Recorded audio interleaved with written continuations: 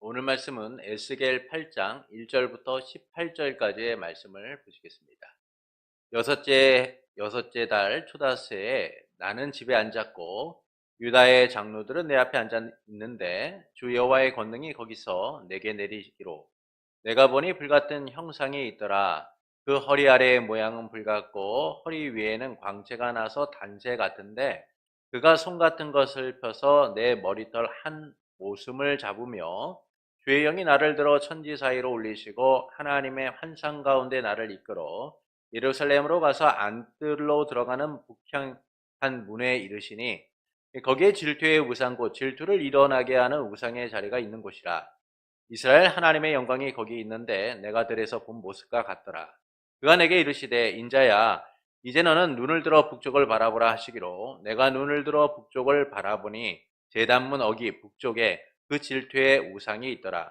그가 또 내게 이르시되 인자야 이스라엘 족속이 행하는 일을 보느냐 그들이 여기에서 크게 가증한 일을 행하여 나로 내 성소를 멀리 떠나게 하느니라. 너는 다시 다른 큰 가증한 일을 보리라 하시더라. 그가 나를 이끌고 또 뜰 문에 이르시기로 내가 본즉 담에 구멍이 있더라. 그가 내게 이르시되 인자야 너는 이 담을 헐라 하시기로 내가 그 담을 허니 한 문이 있더라.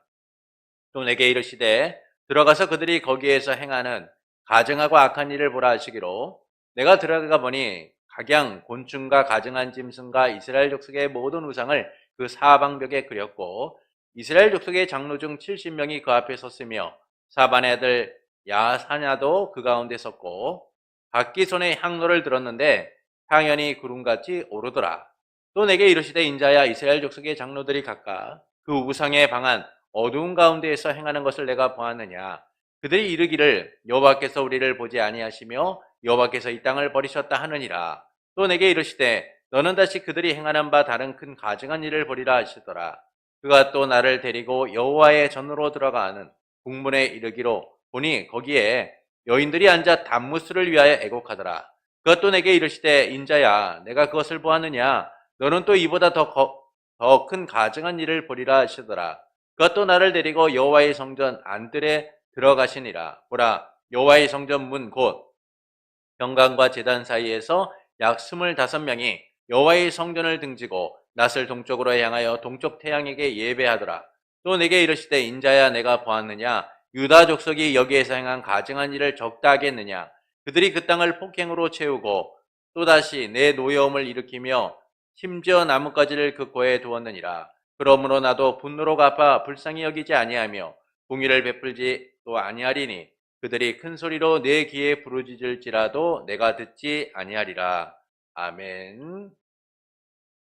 시련과 고통 속에서도 언제나 주님만을 바라보고 믿음으로 순종하기를 원하는 성도 여러분을 예수님의 이름으로 축복합니다. 지난주 우리는 이제 여호와의 날에 대하여 함께 나누었습니다. 여호와의 날은 두렵고 매우 떨리는 날인데 그날 의지하던 모든 것들이 무너지게 될 것이다 라고 말씀하죠. 그래서 하나님께서는 이 전쟁을 준비하는 자들, 재산을 쌓는 자들, 성전을 믿는 자들이 의지하는 것들이 없어질 거다라고 말씀하십니다. 이는 오직 하나님만이 의지하실 분이다 라는 사실을 알려주는 것이죠. 세상이 의지하는 것들은 결국 쓰레기나 오물같이 될 거다라는 거예요. 어떤 것도 하나님의 심판 앞에서 그들을 보호하지 못할 것이다 라는 겁니다. 그래서 하나님께서는 군사력, 재물, 성전 등 이스라엘이 의지하는 것들이 무너져 그들의 행위와 제약대로 심판을 받게 될 것이다 라고 말씀하시죠. 그리고 본문은 예루살렘 성전 안에서 이루어지는 우상 숭배에 대하여 말씀을 합니다. 6년 6월 5일에 집에 장로들과 함께 앉아있던 에스겔은 하나님의 영에 의하여 환상 중에 예루살렘 성전으로 가게 됩니다. 그곳은 질투의 우상이 있는 곳이었죠.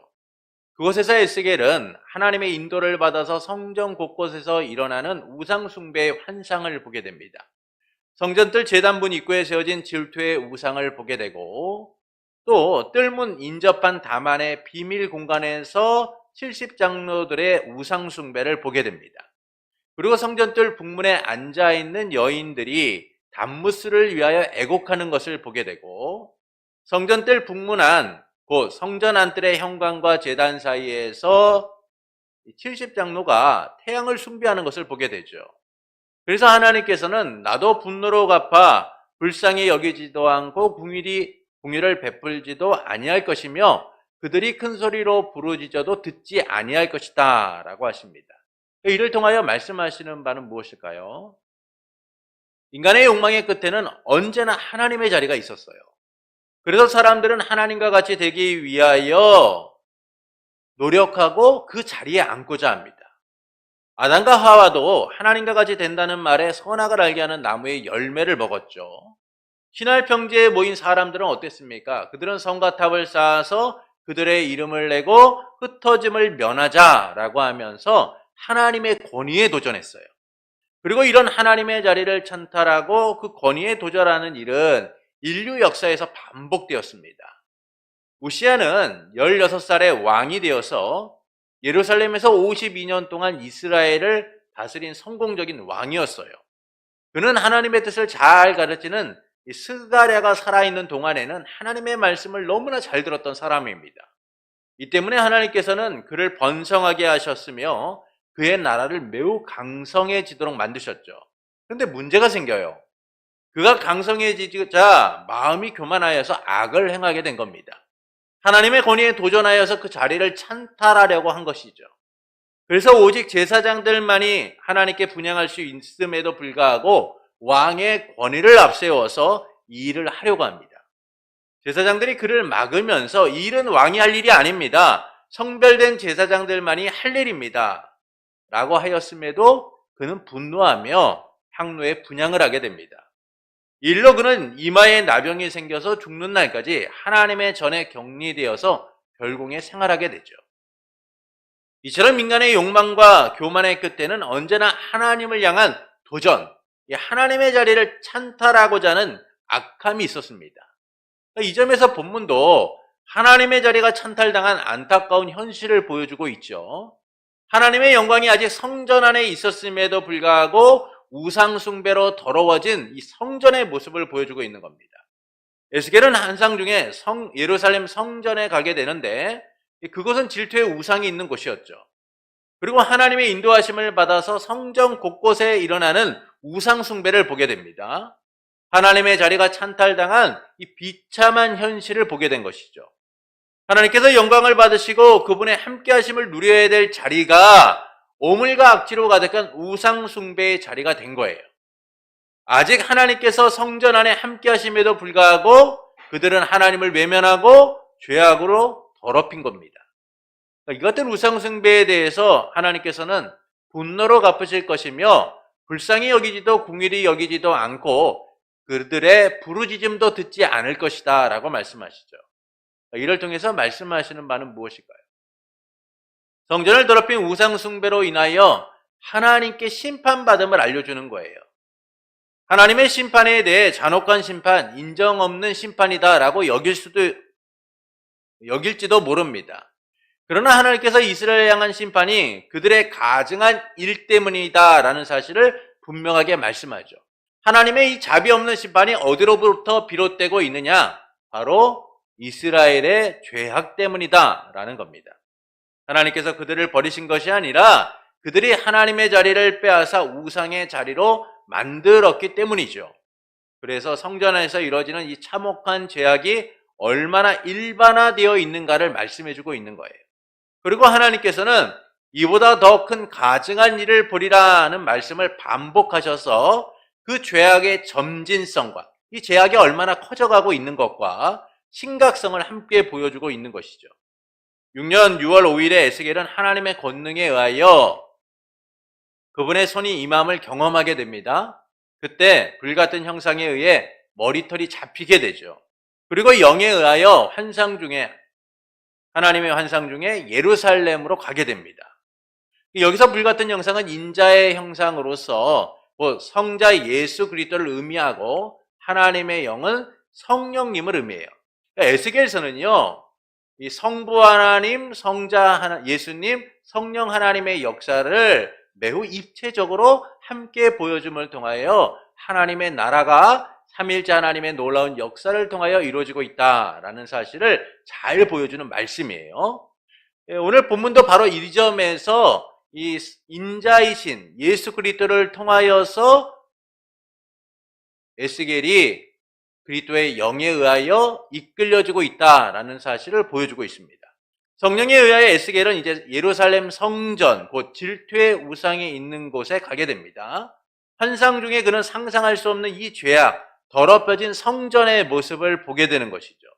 하나님의 영광으로 충만해야 될 성전이 우상으로 가득한 암담하고 비참한 이 죄악으로 가득한 모습을 보게 되는 거예요. 그러니까 하나님의 영광이 떠난 것도 아니에요. 분명히 그 성전에는 하나님이 함께 하셨고 하나님이 그들과 함께하고 계심을 말씀해주고 있어요. 그런데 그들은 지금 하나님이 성전을 떠나신 것처럼 하나님이 그들과 함께하지 않는 것처럼 하나님을 등지고 외면하고 거짓되고 썩어질 것들을 섬기고 있었다라는 겁니다. 그래서 본문은 예루살렘 성전 안에 일어난 우상 숭배의 모습을 네 가지로 보여줍니다. 첫째는 질투의 우상이죠. 본문 5절부터 6절에 보시면 그가 내게 이르시되 인자야 이제 너는 눈을 들어 북쪽을 바라보라 하시기로 내가 눈을 들어 북쪽을 바라보니 제단문어기 북쪽에 그 질투의 우상이 있더라. 그가 또 내게 이르시되 인자야 이스라엘 족속이 행하는 일을 보느냐 그들이 여기에서 가증한 일을 행하여 나로 내 성소를 멀리 떠나게 하느니라. 너는 다시 다른 큰 가증한 일을 보리라 하시더라. 하나님께서는 에스겔에게 눈을 들어 북쪽을 보라 라고 말씀하십니다. 에스겔이 눈을 들어서 북쪽 제단 문 입구에 세워진 질투의 우상을 보게 되죠. 그것은 하나님의 영광으로 충만해야 될 성전이 얼마나 더럽혀져 있는가를 보여주는 거예요. 신앙적으로 그들이 타락했다라는 사실을 보여주는 겁니다. 하나님께서 떠나셨어도 이상하지 않을 죄악이 가득한 거예요. 그들은 하나님을 멀리하며 하나님 백성의 정체성을 잃어버리고 있음을 나타내죠. 그래서 하나님께서는 그들이 여기에서 크게 가증한 일을 행하여 나로 내 성소를 멀리 떠나게 한다라고 말씀하세요. 하나님이 성전을 떠나시고 하나님의 영광이 떠나는 이유가 어디에 있습니까? 이스라엘의 죄악, 유다 족속의 죄악으로 인한 것이다 라고 말씀해주고 있는 거예요. 하나님의 영광이 가득해야 될 성전이 이스라엘의 죄악으로 인하여 그 영광이 떠나는 원인을 제공하고 있다라는 것이죠. 그런데 하나님께서는 여기서 그치지 않고 너는 다시 큰 가증한 일을 보리라 라고 말씀하세요. 이것은 죄악의 점진성을 보여주는 것이죠. 그들의 죄악이 얼마나 크게 나타나고 있는가를 더 확대시켜서 보여주고 있는 겁니다. 또한 이 죄악의 심각성을 함께 보여주고 있는 것이죠. 결국 이스라엘이 회복이 불가능한 하나님에게 심판받아 마땅한 자들이다라는 사실을 보여주는 거예요. 용서받을 수 없는 자다라는 것이죠. 그런데도 하나님이 이 에스겔서를 통하여 말씀하시는 바는 무엇입니까? 회복이에요. 용서받을 수 없는 자들, 하나님의 영광을 떠나가도록 만드는 이 이스라엘을 유다 족속을 하나님이 말씀은 긍휼히 여기지도 불쌍히 여기지도 않겠다라고 말씀하시지만 여전히 회복하기를 원하시고 있다라는 거예요. 하나님이 얼마나 그들을 사랑하고 긍휼히 여기시는지를 보여주고 계신 거죠. 둘째는 70장로들의 우상 숭배입니다. 7절부터 13절의 말씀을 보시겠습니다. 7절부터 13절의 말씀입니다. 우리 말씀을 좀 함께 읽도록 하겠습니다. 그가 나를 이끌고 뜰문에 이르시기로 내가 본즉 담의 구멍이 있더라. 그가 내게 이르시되 인자야 너는 이 담을 헐라 하시기로 내가 그 담을 넣으니 한 문이 있더라. 또 내게 이르시되 들어가서 그들이 거기에서 행하는 가증하고 악한 일을 보라 하시기로 내가 들어가 보니 각양곤충과 가증한 짐승과 이스라엘 족속의 모든 우상을 그 사방벽에 그렸고 이스라엘 족속의 장로 중 70명이 그 앞에 섰으며 사반의 아들 야사나도 그 가운데 섰고 각기 손에 향로를 들었는데 향연이 구름같이 오르더라.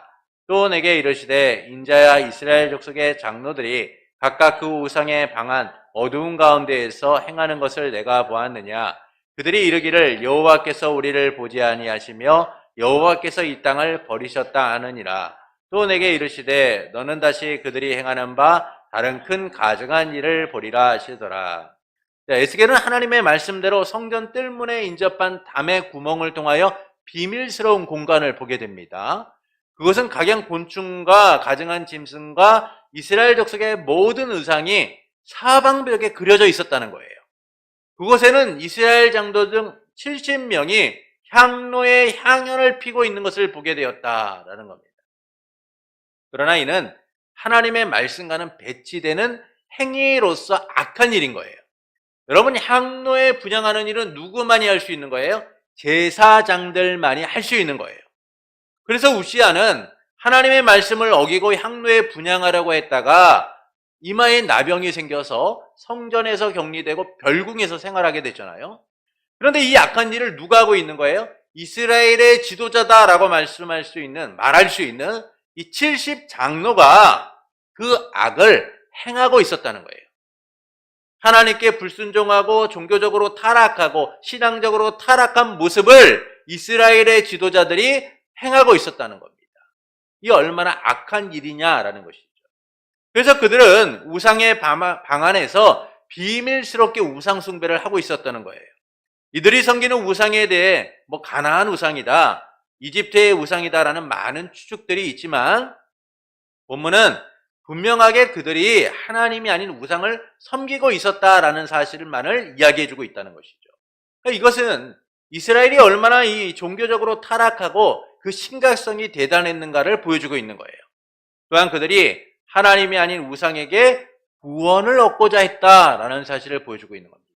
하나님이 그들의 구원이시고 하나님이 구원을 베푸셨고 하나님이 그들의 삶의 전부가 되셨음에도 불구하고 지금 그들의 구원을 누구에게 맡기고 있는 거예요? 우상에게 맡기고 있다는 거예요. 그래서 그들은 이렇게 고백하는 거죠. 여호와께서 우리를 보지 아니하시고 여호와께서 우리를 이 땅에 버리셨다. 그래서 우리의 구원을 우상에게 바란다라는 거예요. 그들은 세상적 구원을 위하여 하나님을 버린 겁니다. 마땅히 하나님께 드려야 될 기도를 우상에게 드린 것이죠. 그리고 하나님께서는 에스겔에게 여기서 끝이 아니다라는 사실을 또한 말씀하세요. 너는 다시 그들이 행한 바 다른 큰 가증한 일을 보리라. 셋째는 단무스를 위해 우는 여인들의 우상 숭배를 또 말씀합니다. 본문 14절부터 15절을 보겠습니다.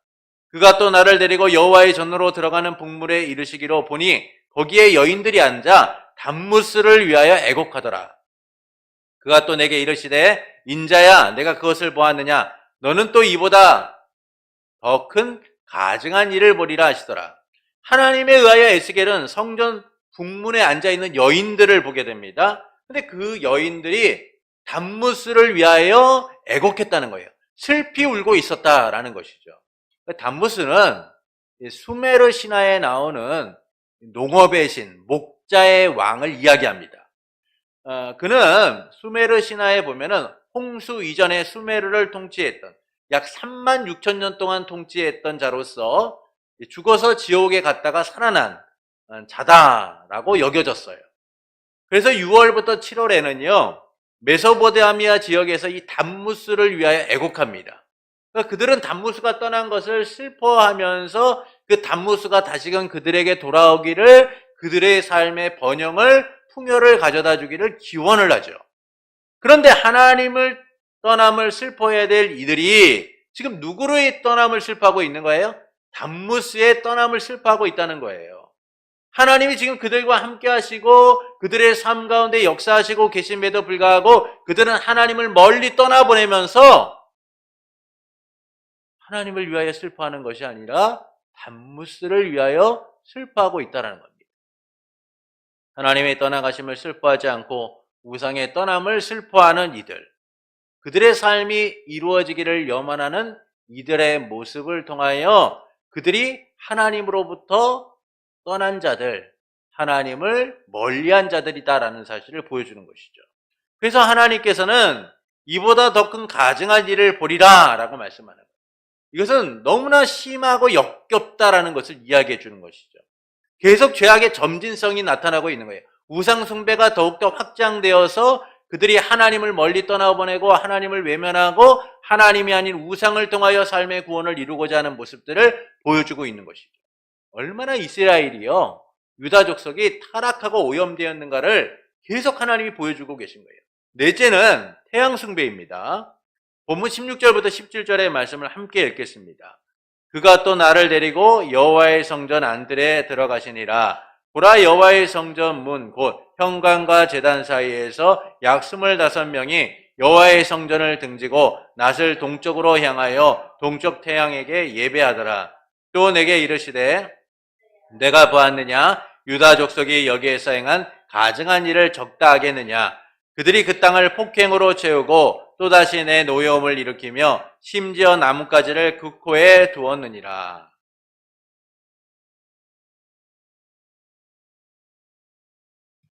이제 마지막으로 에스겔은 이제 성전 안뜰 현관과 제단 사이에서 태양 숭배가 이루어지는 모습을 보게 되죠.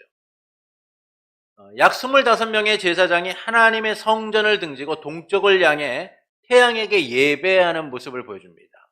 이것은 하나님이 금하신 일이죠. 왕이신 하나님을 멸시하고 모독하는 행위예요. 하나님께서는 신명기 4장 19절에서 또 그리하여 내가 하늘을 향하여 눈을 들어 해와 달과 별들 하늘 위의 모든 천체고 너희의 하나님 여호와께서 천하 만민을 위하여 배정하신 것을 보고 미혹하여 그것에 경배하며 섬기지 말라라고 말씀하세요. 하나님은 이 하늘에 떠 있는 해와 달과 별들을 섬기지 말라라고 말씀하셨습니다. 그런데 그 하나님이 금하신 일을 누가 하고 있는 거예요?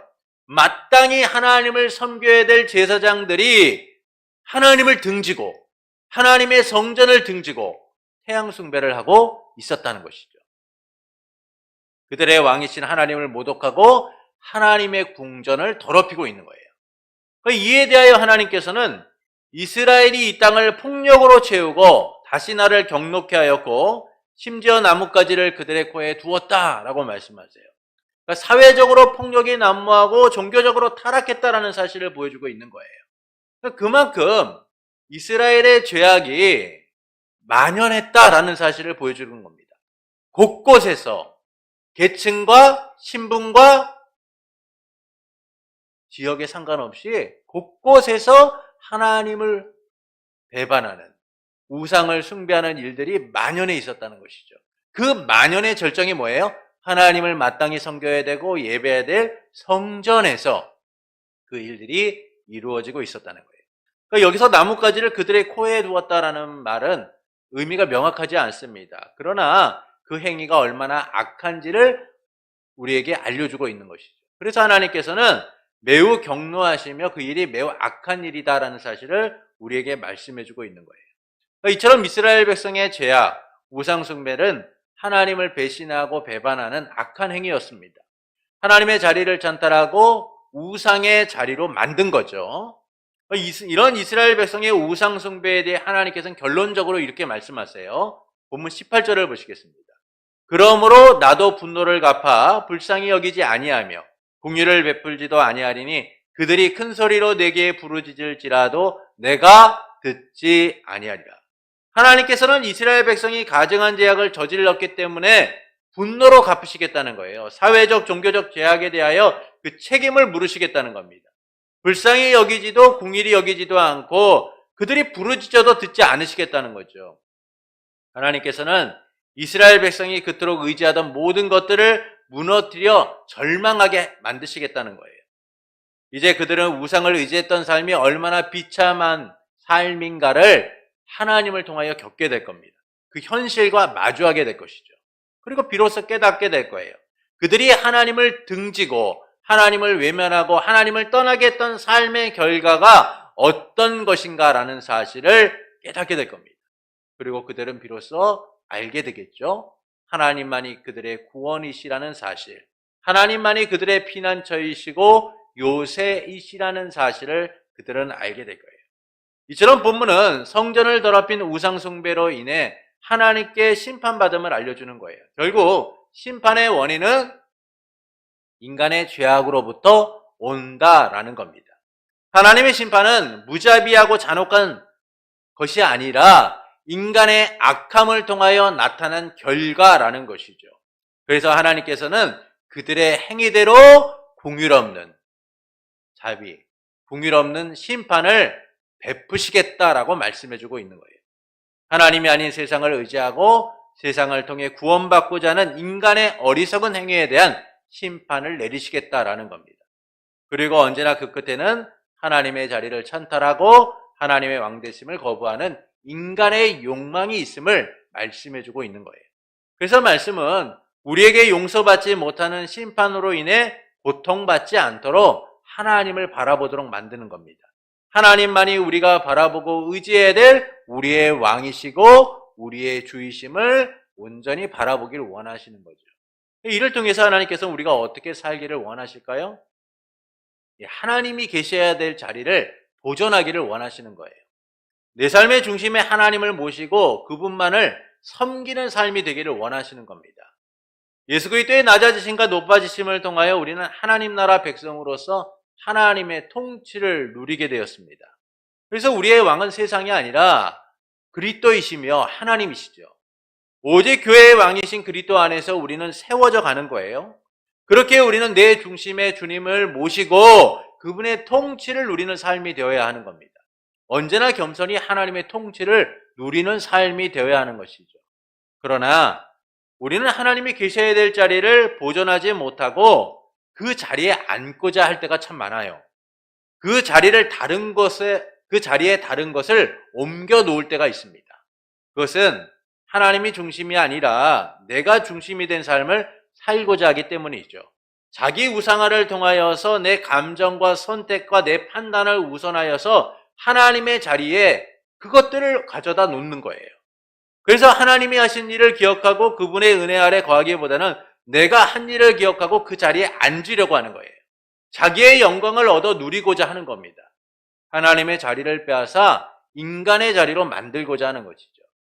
느부갓네살은 어느 날 거대한 나무에 대한 꿈을 꾸게 됩니다. 하늘에 닿을 정도로 높고 아름다운 큰 나무, 잎은 아름답고 열매는 풍성하여서 모든 짐승과 새들이 쉬는 그런 나무였죠. 그런데 한 거룩한 자가 하늘에서 내려와서 그 나무를 베고 가지를 꺾고 잎사귀를 흩으라고 명령한 후에 그 뿌리의 구루터기는 땅에 남겨두고 세 줄과 놋줄로 묶어서 들풀 가운데 두어 하늘의 이슬에 젖고 땅의 풀 가운데서 들짐승과 함께 살게 하라라고 합니다.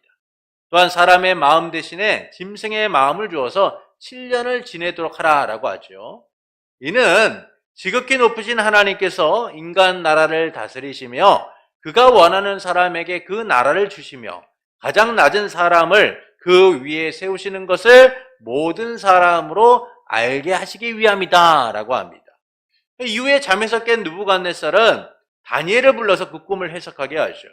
다니엘은 그 꿈이 장차 일어날 일을 알게 하신 일이다 라고 하면서 하나님께서 다스리신다라는 것을 왕이 깨닫게 된다면 나라가 굳게 서게 될 것이다 라고 합니다. 그러면서 다니엘은 죄악을 버리고 옳은 일을 행하고 가난한 백성을 불쌍히 여기고 악한 길에서 벗어나라 라고 하죠. 그러나 느부갓네살은 1년이 지난 후에 바벨론의 왕국 옥상을 거닐다가 바벨론의 위대함이 내 힘과 권력을 통하여 세워지지 않았는가 라고 하면서 자기에게 영광을 돌리게 됩니다. 이때에 하늘에서 음성이 들리면서 느부갓네살아 왕권이 너에게서 떠났다라는 음성이 들리게 되죠. 그리고 그는 사람들에게 쫓겨나서 짐승처럼 7년 동안 지내다가 정신을 되찾아 고백하게 됩니다. 하늘의 왕을 찬양하고 높이며 영광을 돌립니다. 그분의 모든 행사는 옳고 그분의 모든 길은 바르니 교만하게 행하는 자를 그분께서 낮추십니다 라고 고백을 해요. 이처럼 내가 중심이 된 자기 우상화에 빠지면 하나님의 자리, 그 영광을 내 것으로 삼으려고 합니다. 그래서 내가 잘난 것처럼, 내가 이룬 것처럼, 내가 해놓은 것처럼 스스로를 자랑하고 그 영광을 얻으려고 하죠. 그러나 이런 행위는 매우 어리석고 짐승과 같은 생각일 뿐이에요. 하나님께서는 교만한 자를 낮추시기 때문이죠.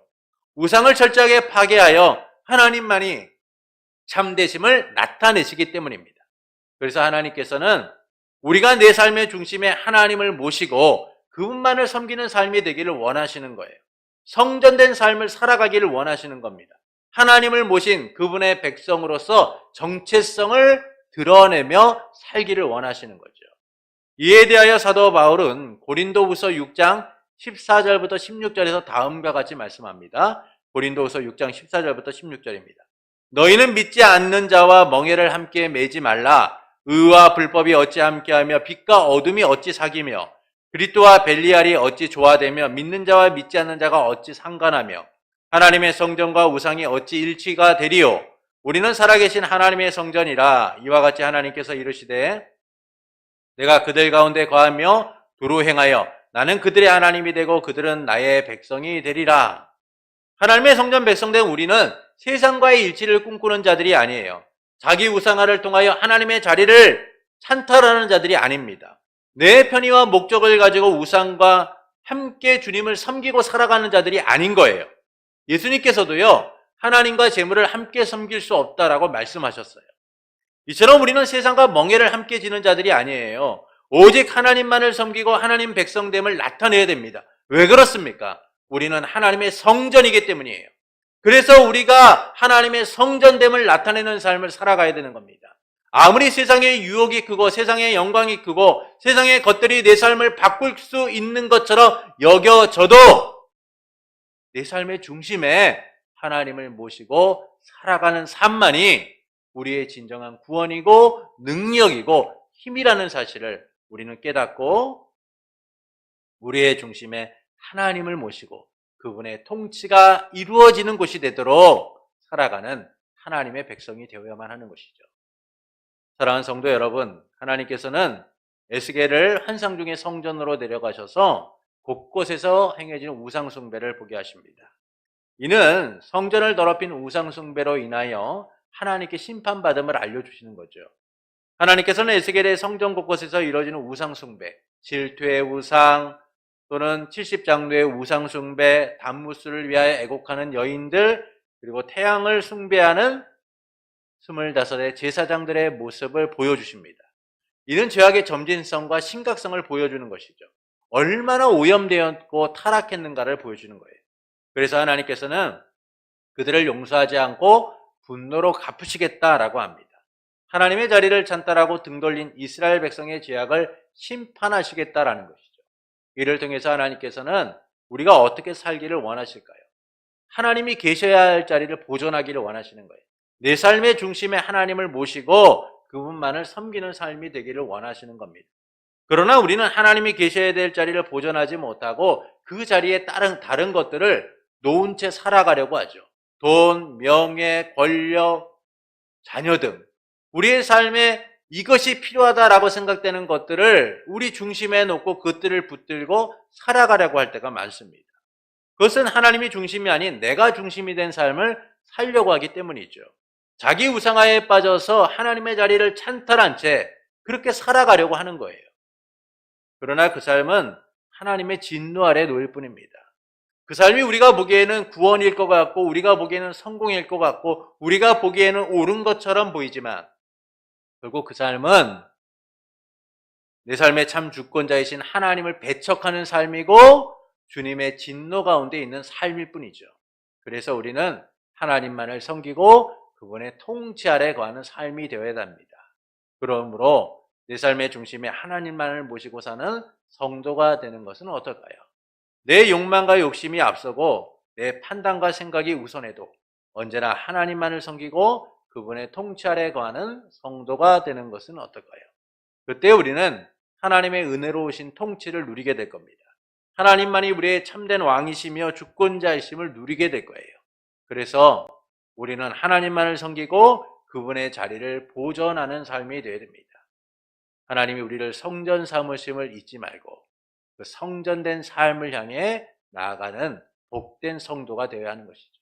그러므로 내 삶의 중심에 주님만을 모시고 그 뜻대로 살기를 원하는 성도 여러분에게 언제나 함께 하시며 영원히 다스리실 삼위일체 하나님으로 인하여 백성된 삶의 감격과 기쁨 속에서 날마다 성전된 삶을 살아가는 복된 날들이 되기를 예수님의 이름으로 축원합니다.